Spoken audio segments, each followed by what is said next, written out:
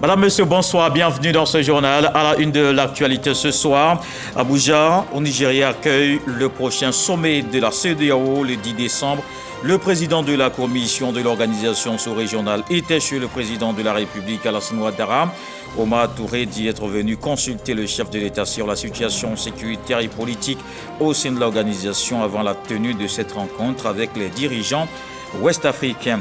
Le vice-président de la République est à Dubaï. Les Émirats arabes unis accueillent dès demain jeudi la COP28.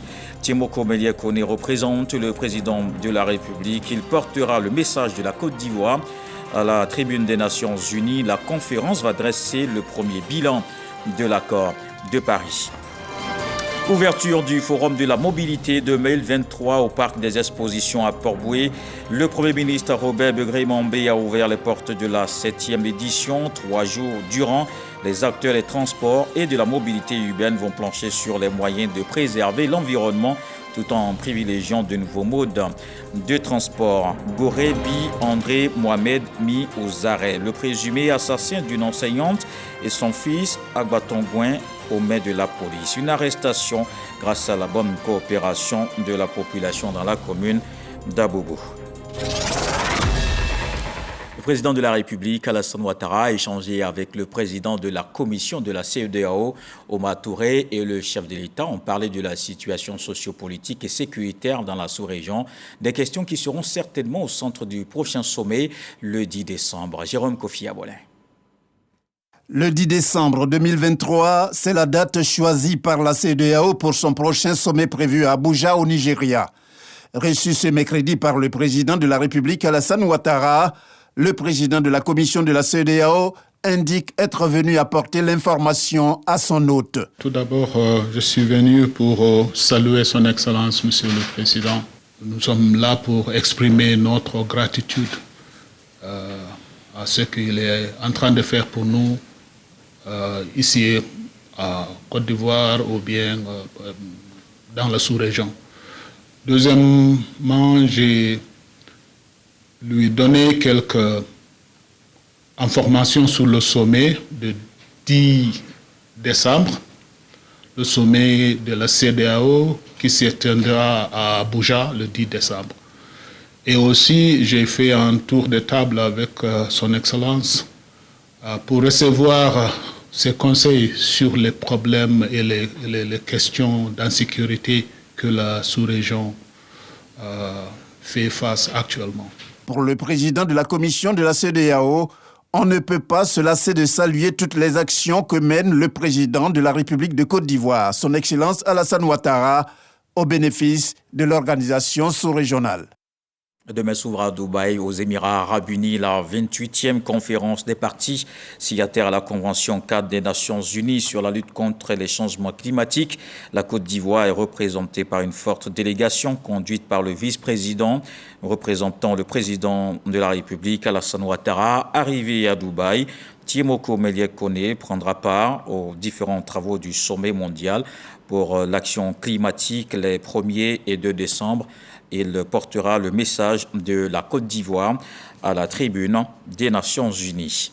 Et ici à Abidjan, au Parc des Expositions, le Premier ministre Robert Begré-Mambé ouvre le Forum de la mobilité 2023. La 7e édition ouvre les réflexions sur les moyens de préserver l'environnement tout en privilégiant les nouveaux modes de transport. Les acteurs des transports et de la mobilité urbaine vont proposer donc des solutions. Abdoulaye Koné. L'Afrique de demain est au cœur du FISAT. Le Forum international et Salon africain des transports mobilisent cette année autour de la modernisation des écosystèmes logistiques et des infrastructures. Pour cette édition 2023, les organisateurs veulent relever le défi de la durabilité, de la sécurité et de la digitalisation avec les jeunes comme cœur de cible. Innovation majeure cette année, nous avons décidé d'attirer l'attention de nos autorités et du grand public sur des transports plus propres, des transports plus durables. Sur le continent, la thématique interpelle plus d'un acteur. Elle est l'une des préoccupations majeures de la CEDEAO. Afin de relever ce défi, la CEDEAO a mis en œuvre le projet et des activités visant à améliorer le réseau de transport routier régional, à réduire les durées de trajet, les coûts d'exploitation des véhicules Les délais de passage aux frontières en collaboration avec les États membres et les partenaires de développement. Dans sa quête de redonner un nouveau souffle au secteur du transport, l'État de Côte d'Ivoire a mené depuis 2017 une série de réformes. Et si le pays est aujourd'hui l'un des modèles de réussite de l'espace CEDEAO, il en appelle à une synergie d'action. C'est le seul forum sur la question dans notre région. C'est également un forum qui porte sur un secteur qui est vital dans la construction d'une région intégrée telle que nous souhaitons, qui est vital également dans le développement de cette région, qui est important aussi pour la création d'emplois des jeunes. Et c'est un secteur et un forum qui viendront nous aider également à accélérer l'ensemble des réformes que nous devons mener ensemble. Au patron de la cérémonie, le Premier ministre est revenu sur la feuille de route du gouvernement. Il a insisté sur le développement de nouveaux modes de transport. La Côte d'Ivoire n'est pas en marge de ce vent de transformation du secteur des transports. Un très vaste programme est en cours depuis 2012, axé sur la modernisation et la professionnalisation du secteur. À travers les différents programmes nationaux de développement que nous appelons ici le PND, d'importants projets et réformes ont été mis en œuvre dans le secteur des transports malgré un contexte mondial difficile. Dans cette aventure de modernisation du secteur du transport, le développement des infrastructures occupe une place primordiale. Je ne doute pas que vous sortirez de cette rencontre avec des propositions concrètes, applicables immédiatement et profitable à tous nos pays. Pour Abidjan, par exemple, le transport multimodal est une chance pour Abidjan. Nous avons la lagune, nous avons des voies autoroutières, nous avons des voies express. Le Maroc est cette année l'invité d'honneur. Un rapport scientifique sur les questions de mobilité est attendu à la fin du FISAT 23. La rencontre s'est achevée sur une visite de stand. À l'Assemblée nationale, le ministre de la Santé, de l'Hygiène publique et de la couverture maladie universelle, face aux députés, Pierre Demba a présenté le projet de loi sur l'exercice de la médecine. Ce texte vient mieux organiser le secteur et la pratique du métier. Khalil Diomandé. À l'unanimité, les députés présents de la Commission des affaires sociales et culturelles de l'Assemblée nationale adoptent le projet de loi portant exercice de la médecine en Côte d'Ivoire. Le texte comporte 9 chapitres et 66 articles. Il regroupe en un dispositif unique les dispositions existantes en matière de médecine afin de mieux encadrer la profession. Le médecin est au cœur du système de santé dans notre pays et ce secteur est très important, donc ne disposait pas donc de tests consolidés, c'était des tests divers et éparses et qui ne garantissaient pas donc la qualité des soins et l'exercice d'une médecine qui soit aux normes. Donc il a fallu que nous puissions rassembler tous ces tests pour avoir un test consolidé qui situe la responsabilité du médecin dans l'exercice de la fonction, mais également qui protège le médecin ainsi que le patient. Ce projet de loi vient également définir les fondamentaux pour exercer la médecine à titre privé ou implanter une structure sanitaire privée. Un point crucial pour le ministère de tutelle qui mène une lutte acharnée contre les officines illégales. Vous savez qu'il y a une prolifération donc, de cliniques illégales exercées par des gens qui ne respectent pas les normes. Il y a l'intervention donc, des gens qui n'ont pas la qualification qu'il faut. Et ce test vient régler tous ces problèmes. Je pense que c'est un test majeur qui va nous permettre donc, d'organiser l'exercice de la médecine dans notre pays pour atteindre la qualité requise et prendre soin de la santé des Ivoiriens. En dépit des nouvelles dispositions législatives, l'Ordre des médecins conserve son rôle de garant du respect de la déontologie de la profession médicale. Nul ne peut exercer en qualité de médecin que s'il détient un diplôme d'État ivoirien de docteur en médecine ou un diplôme étranger reconnu et s'il est inscrit au tableau de l'Ordre national des médecins de Côte d'Ivoire. Dans l'actualité politique ce soir, les femmes du RHDP sont prêtes pour leur assemblée générale. L'élection se tient le 17 décembre. La vice-présidente du parti, Kandia Camara, sonne la mobilisation. Éric Goré. Kandia Camara, vice-présidente du RHDP, ovationné à cette rencontre, leader des femmes du Rassemblement des Oufouettistes pour la démocratie et la paix. Depuis plus d'une décennie, la Pérée nationale est venue passer un message. Le dimanche 17 décembre prochain aura lieu l'Assemblée générale élective de l'Union des femmes du RHDP. La ministre Raymonde Goudou, présidente du comité d'organisation, elle donne quelques consignes. Je voudrais que toutes vous vous sentiez concernées et que ensemble, au soir du 17 décembre 2023, nous soyons fiers d'abord d'appartenir à ce grand parti avec à sa tête le président Alassane Ouattara, mais qu'en même temps, nous nous disions toutes que nous avons réussi à relever le défi. Plus qu'une information liée à cette Assemblée générale, Kandia Camara en a profité pour saluer les bienfaits du président du parti, président de la République Alassane Ouattara, en faveur des femmes.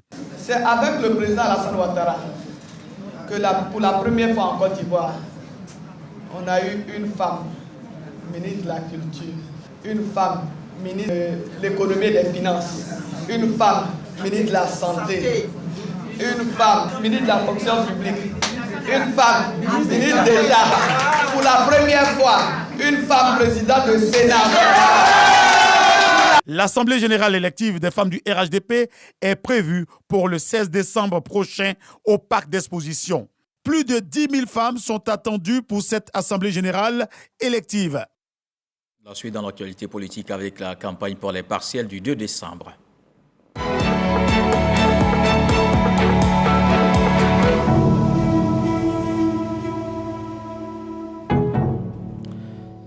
Allons dans l'ouest du pays. Les électeurs vont désigner le président du conseil régional le 2 décembre. Ce soir, Walter Amadou Ouattara nous parle de la campagne que mènent deux candidats indépendants. Pour ces élections régionales partielles 2023, l'indépendant Bailly Éluard ne démord pas. Il garde ses motivations de départ, à savoir promouvoir la sécurité, l'autonomisation de la femme et des jeunes. Du coup, on n'a qu'un seul lycée public. Nous allons nous employer pour avoir des écoles de proximité pour aider notre jeunesse. Parce qu'un jeune qui est au chômage, c'est un danger pour la société. Les routes dans la région, il faut améliorer un peu ce qui existe. Nous sommes potentiellement riches, il pleut bien ici. Cette région, elle est agricole. Et on met l'accent sur cette agriculture-là pour que notre région puisse s'autosuffire. Je suis le candidat d'union de cette région. Évariste Meyambli est pour la réconciliation et la cohésion dans le Guémon.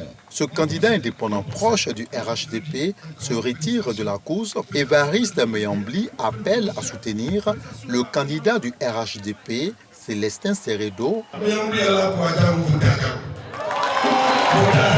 J'étais candidat indépendant pour me faire entendre. Aujourd'hui, tout est entré dans l'ordre. C'est un Évariste Meyambli Voyodi. Heureux. Moi, Wabé, mon petit frère Wabé, nous réconcilier pour la paix d'abord dans la région. Je soutiens mon jeune frère, j'ai aucun problème avec lui, il le sait bien. Il va falloir que ces 4 départements, Fakobli, Diokoy, Bangolo et Kubli, même dans son village, on fasse 100% pour le RHDP. Soutenez mon jeune frère. Et au niveau des municipales à Goïta-Fla, c'est la course pour la mairie. Un candidat indépendant et un autre aux couleurs du PPACI s'active pour la victoire. Kader Sogodogo. Irie Biréné, l'un des candidats indépendants, fait de la paix et du vivre ensemble une préoccupation en vue du rayonnement de la ville et l'épanouissement de la population.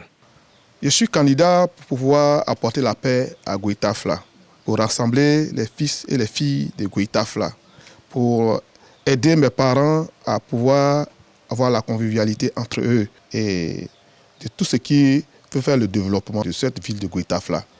Notre intelligence aussi, nous allons mettre en place pour que les jeunes et les femmes puissent bénéficier de tout ce que nous avons apporté. Le représentant du Parti des peuples africains, PPACI, affiche quant à lui ses ambitions pour le développement de la localité. Cependant, Tabi Florent choisit d'apporter son soutien à un candidat indépendant, Irie Biréné.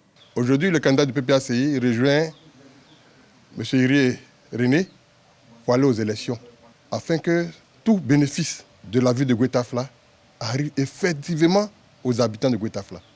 Chacun doit sortir et massivement pour aller voter un seul candidat l'unique qui fait l'unanimité, l'unique qui veut un véritable développement, c'est Iré René. Et à San Pedro, 6 candidats sont en lice pour le fauteuil de maire de la commune balnéaire. Au 6e jour de campagne, Sam Konan a suivi les candidats indépendants Koulibaly Lassiné et Bamba Moussa.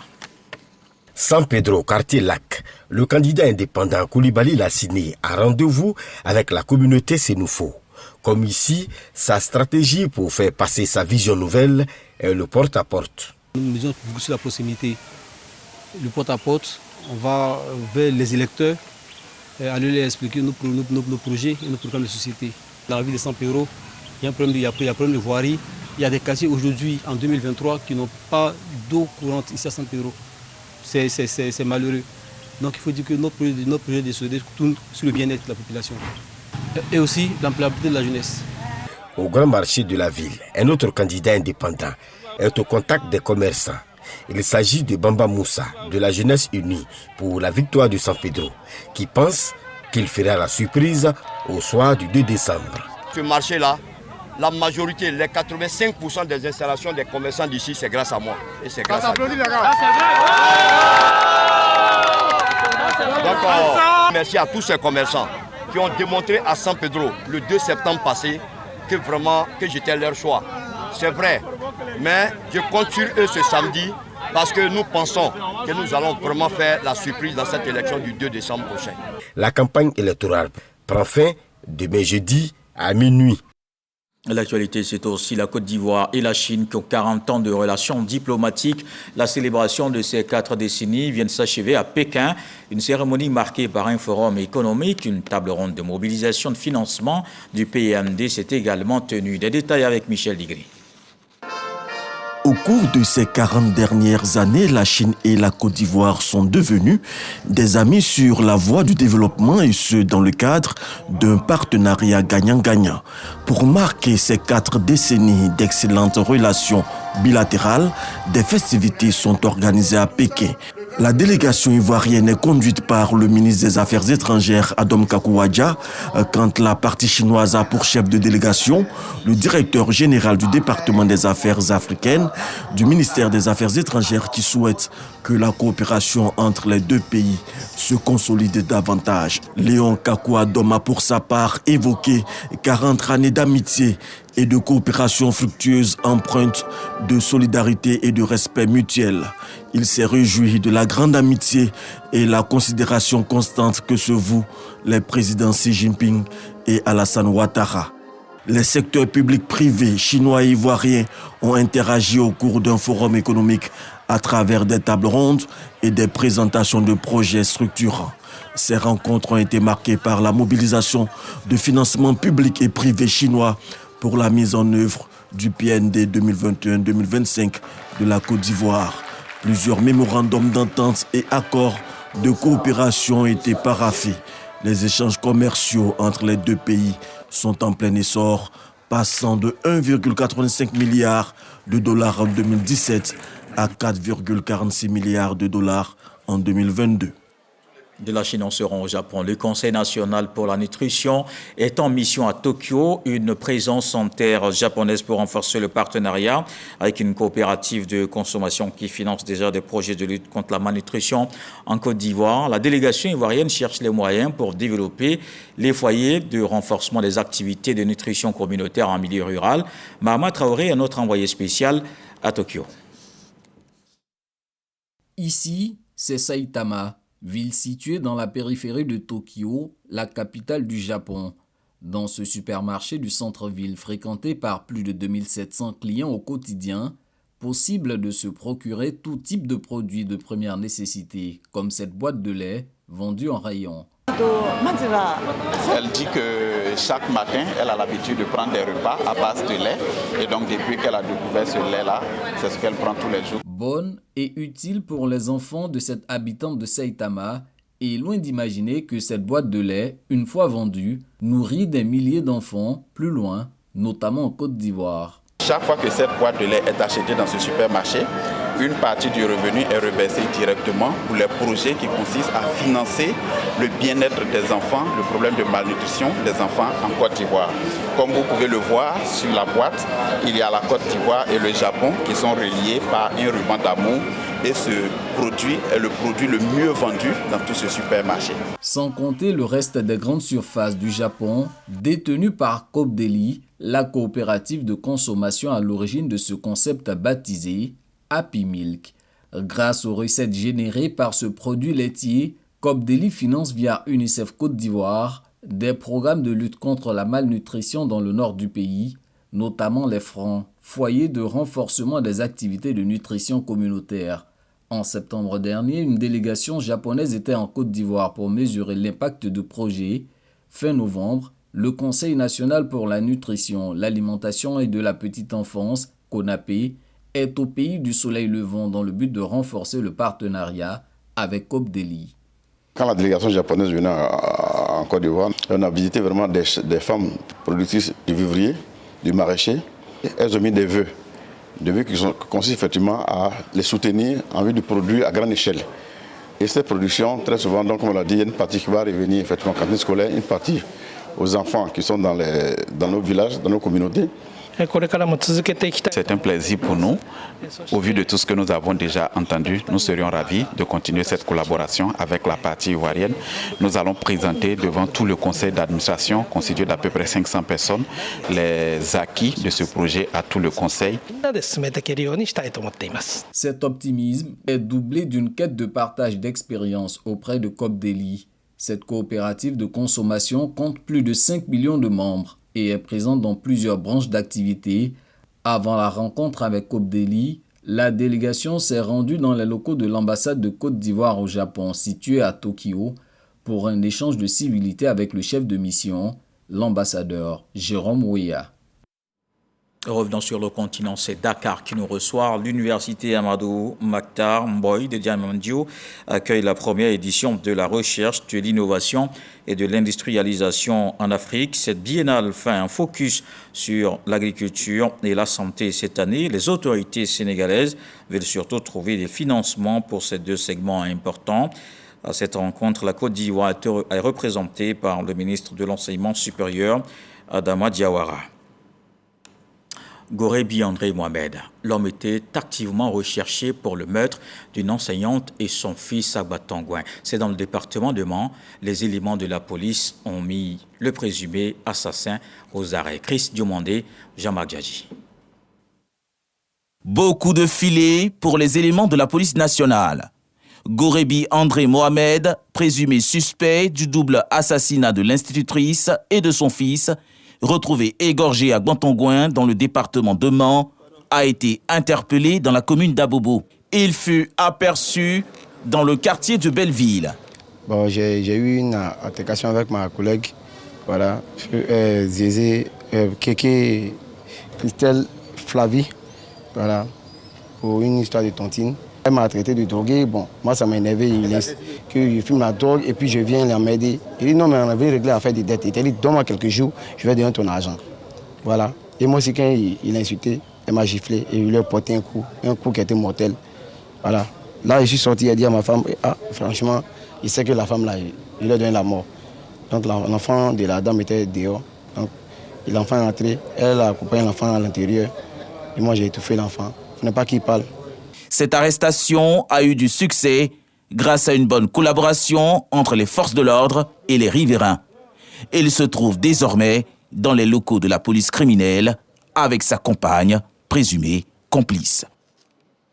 La région du Tonkouy et celle de Dakhla au Maroc viennent de valider un plan d'action. Le partenariat prévoit de prendre en compte des projets dans les domaines de l'éducation, du tourisme, de la culture ou de l'économie locale. Cet accord va faciliter la réalisation d'un programme d'incubateur d'emploi jeunes dans cette localité de l'ouest du pays. C'est au Maroc que l'entente a été signée. On le voit avec Walter Amadou Ouattara. Siège du conseil régional de Dakhla au Maroc. Une vingtaine d'hommes d'affaires présentent les potentialités de la région Occitanie-Pyrénées-Méditerranée située dans le sud-ouest et le sud-est de la France. C'est la troisième région du pays par sa taille avec près de 73 000 km². Le Conseil régional Occitanie a consacré une enveloppe de 55 000 milliards de francs CFA à la recherche et à l'innovation dans son budget primitif 2023. Quelques éléments de langage issus de la présentation faite de cette région qui affiche sa volonté de collaborer avec la Côte d'Ivoire et le Maroc.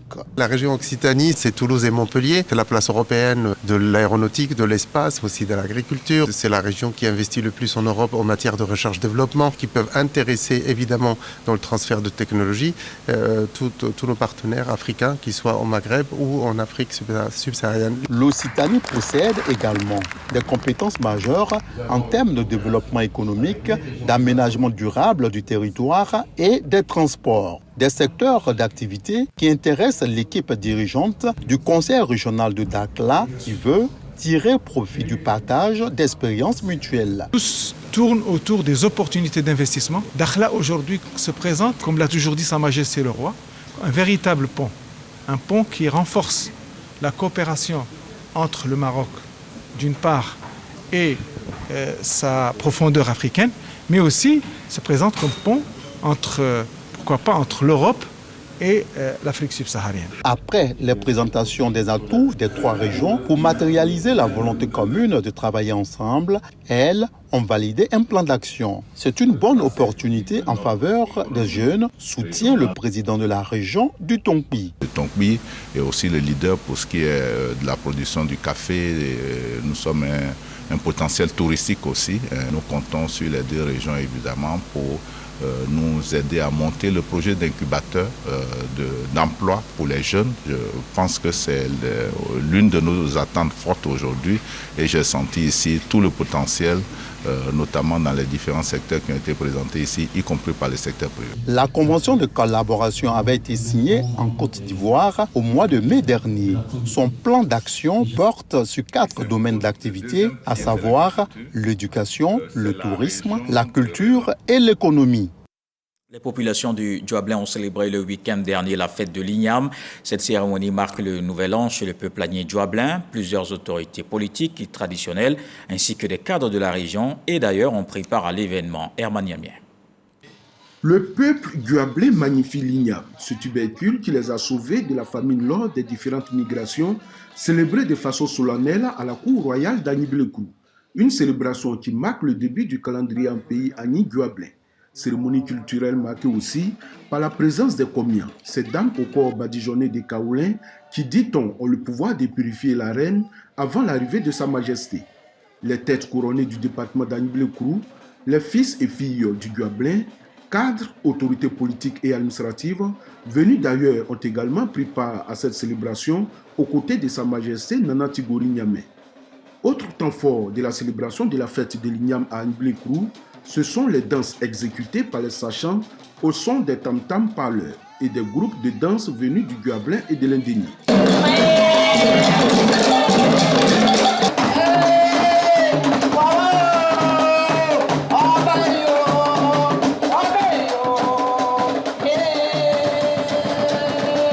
Dans son message à ses administrés, Sa Majesté Nana Tigori Niamey, roi du Djoablin, a invité son peuple à la modération à tout point de vue. Aux présidents des jeunes et des femmes, aux chefs des différentes communautés et aux acteurs des développeurs, le roi les exhorte à prôner chaque jour l'amour, la fraternité et le respect mutuel. Le ministre du Tourisme et des Loisirs, Siandou Fofana, fils du Djoablin, a marqué sa présence. Nous pensons que c'est une occasion pour le ministère de la Culture ainsi que le ministère du Tourisme d'en faire un véritable produit d'appel du tourisme culturel et même de l'écotourisme. Et c'est pourquoi les années à venir, nous allons avoir à consacrer plus de moyens, plus de possibilités pour que sur une semaine, on fasse découvrir notre tradition. Plusieurs dons ont été faits à Sa Majesté Nana Tigori Niamey, à la reine mère et à toute la notabilité. En sport, la CAN 2023 va drainer du monde, vous le savez, ce qui va impacter la mobilité urbaine. Les acteurs du transport entendent heureusement jouer leur partition pour une meilleure fluidité dans la circulation. Ils s'engagent à respecter le plan de circulation, un engagement pris au cours d'une rencontre avec le comité d'organisation de la CAN, Lanciné Bakayoko. S'aligner sur les normes de qualité de service, de discipline et de sécurité en situation de conduite, mais surtout se plier aux différents plans de circulation qui seront mis en place par le COCAN. À cette rencontre d'échange entre le Haut Conseil des transporteurs et le COCAN ici à Trècheville, les propriétaires d'engins et chauffeurs de mini-cars, les taxis-compteurs, les taxis communaux ainsi que les VTC se sont engagés au civisme afin de sauvegarder l'image de marque de la Côte d'Ivoire. Que ce soit dans les 5 villes qui vont abriter la compétition, que dans les autres villes, pour dire que les populations viendront d'ailleurs, c'est-à-dire hors de la Côte d'Ivoire, que les populations ivoiriennes se déplaceront. À ce sujet, nous voulons donc donner une image positive des transporteurs, en respectant la stratégie nationale de la sécurité routière, en respectant tout ce qui est prévu, qui peut préserver les vies humaines, qui peut éviter les accidents, qui peut éviter l'écorchement de l'image des marques de notre pays. Les opérateurs locaux du transport sont d'autant mis en responsabilité que c'est une entreprise ivoirienne qui a remporté l'appel d'offres international consistant à assurer le déplacement des équipes nationales pendant la compétition. 30 cars flambant neufs avec toutes les commodités seront ainsi mis en circulation. Les transporteurs de Côte d'Ivoire sont prêts à s'engager dans l'événement festif que la Côte d'Ivoire va organiser, c'est-à-dire la CAN. Donc ils ont compris les contraintes que cela incombait à l'État de Côte d'Ivoire et ils ont aussi compris leur place dans l'organisation. Donc c'est une adhésion totale qu'on a pu constater avec la grande ferveur que tous les transporteurs ont manifesté à l'égard de ce message que nous avons transmis. La Côte d'Ivoire attend plus de 2 millions de spectateurs pour les compétitions de la CAN, dont 70% seront convoyés par les transports routiers. Selon Ibrahim Diaby, les transporteurs ont commandé plus de 120 autocars neufs qui arrivent dans les prochaines semaines à Abidjan. Ces transporteurs, placés en première ligne, devraient se mettre à niveau. Le reste de l'actualité au Mali, la justice accuse des chefs rebelles et djihadistes de s'associer pour semer la terreur. La cour d'appel de Bamako pointe du doigt des chefs du groupe de soutien à l'islam et aux musulmans, le JNIM, et des rebelles du cadre stratégique permanent. Elle lance donc une procédure judiciaire commune à l'encontre de plusieurs de ces personnalités. Réaction des accusés, les rebelles nient toute forme de collaboration et assurent que chacun mène ses attaques de son côté. Voilà qui met un terme à ce journal. Merci de l'avoir suivi. Retour de l'actualité 23h. Ce soir, le sage nous apprend que c'est par la même branche utilisée pour monter qu'il faut redescendre de l'arbre. Dieu le voulant, on se retrouve demain.